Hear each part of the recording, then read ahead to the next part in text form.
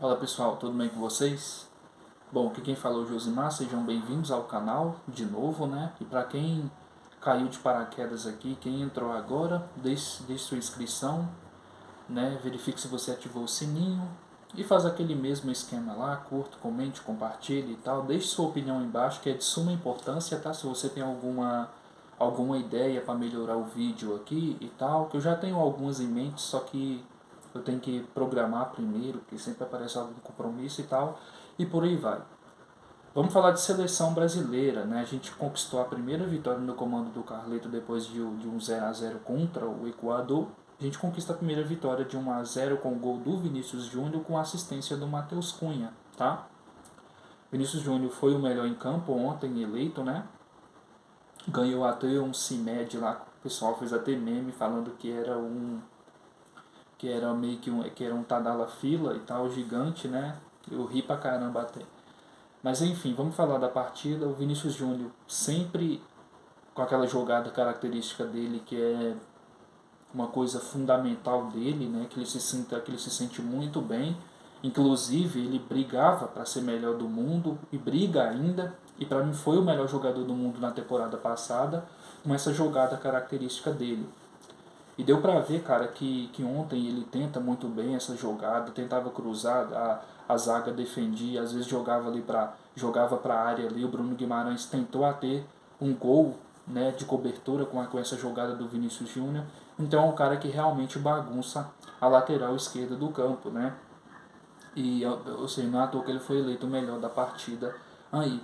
Só que eu acho que essa partida do Vinícius Júnior, não só por causa do gol, ela tá uma disputa ali entre ele e o Guimarães, cara. O Guimarães também, eu vi alguns vídeos que eu vi, pelo menos o que eu vi agora, eu vi que não falaram muito do Guimarães. Pra mim ontem foi um cara que é muito diferente do Guimarães que costumamos a ver na seleção, tá? Tanto que gerou até um questionamento aí na parte de muitos fazedores de conteúdo para o YouTube, de apresentadores de programa, comentaristas e tal, né, jornalistas, a presença do Guimarães na seleção, né? Mas dá para perceber, cara, que era sobre a questão do técnico. Antes a gente tinha um técnico que pilotava um Fusca que estava dirigindo uma Ferrari. E agora a gente tem um piloto de uma Ferrari que está pilotando uma Ferrari, que é o Ancelotti.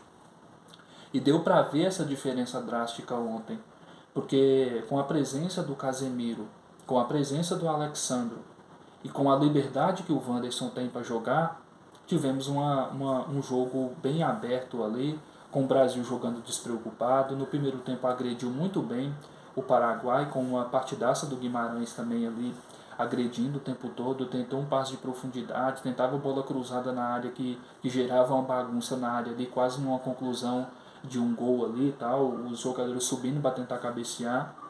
É um cara que é muito bom na bola parada, até eu acho que é até bom ele explorar mais ainda esse potencial dele. A presença do Casemiro na seleção dá uma liberdade dos zagueiros poder jogar. A gente já tem um sistema defensivo muito bom. A gente tem uma compactuação do Marquinhos com o Alexandre. Você vê o Alessandro, acho que é Alessandro, né, que é o defensor altão, que é muito seguro, usufrui muito bem dessa capacidade aérea. E do outro lado você tem o Marquinhos, que é muito seguro, que é muito experiente, que passa confiança para o Alexandre. Então por isso que os dois são compatíveis. Uma presença do Casemiro traz confiança para essa zaga e ao mesmo tempo dá a credibilidade, a liberdade do Wanderson explorar essa qualidade ofensiva que ele tem para correr pelo corredor direito. E sobre uma jogada assim, que me surpreendeu muito do Bruno Guimarães, para mim, por ele ser o segundo melhor da partida ali, ou o primeiro melhor, na minha opinião, foi quando ele tira a bola entre três jogadores na boca da área e põe o Wanderson para correr ali, resultando no contra-ataque ali, que eu acho que o Martinelli tentou ali, acho que foi o Martinelli ou o Pombo, né, tentou ali, mas o defensor chegou na hora e tirou. Então o Wander, com essa presença do Casemiro, o Wanderson tem liberdade para flutuar. O meio-campo ali, o Guimarães e o Gerson, o Rafinha tem mais assim liberdade para poder pensar o jogo e tal, e o time consegue agredir sem se preocupar muito com o sistema defensivo, tá?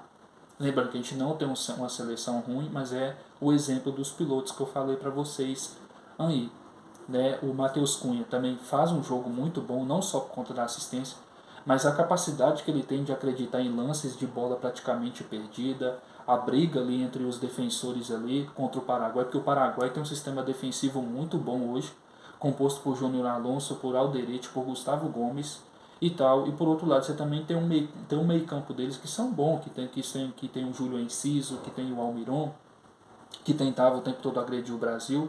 E uma dessas jogadas eles quase fizeram um gol, a sorte foi que o jogador escorregou e a bola foi pela linha de fundo e não conseguiu concretizar a jogada ali para fazer o gol contra o Brasil. Ainda bem que não fez, né?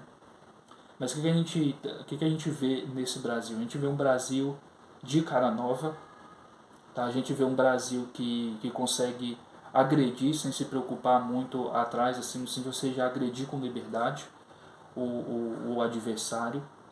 A gente tem um time que vai chegar muito bem para a Copa.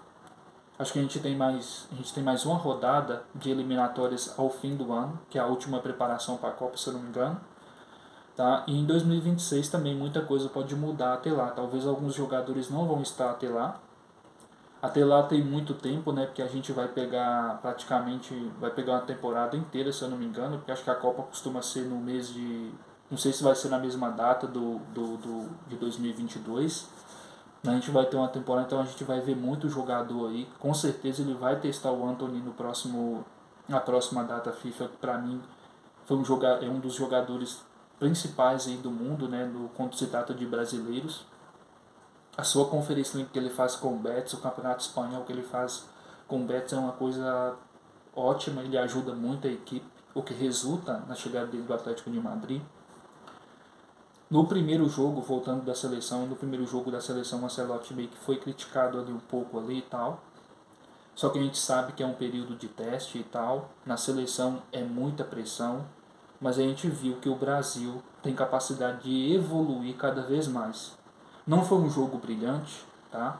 Assim, ou seja, a gente está falando aqui que deu uma melhora, mas não foi aquela memória drástica, porque se o Brasil tivesse ganhado de uns 3-0, 4-0 poderia.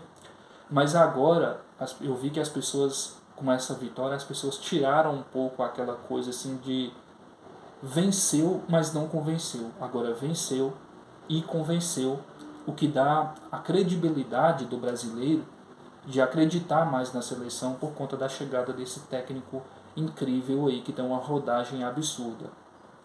Eu ia entrar em outro assunto aqui, mas esse assunto está em outros vídeos anteriores. Então convido vocês a entrar lá e dar uma assistida.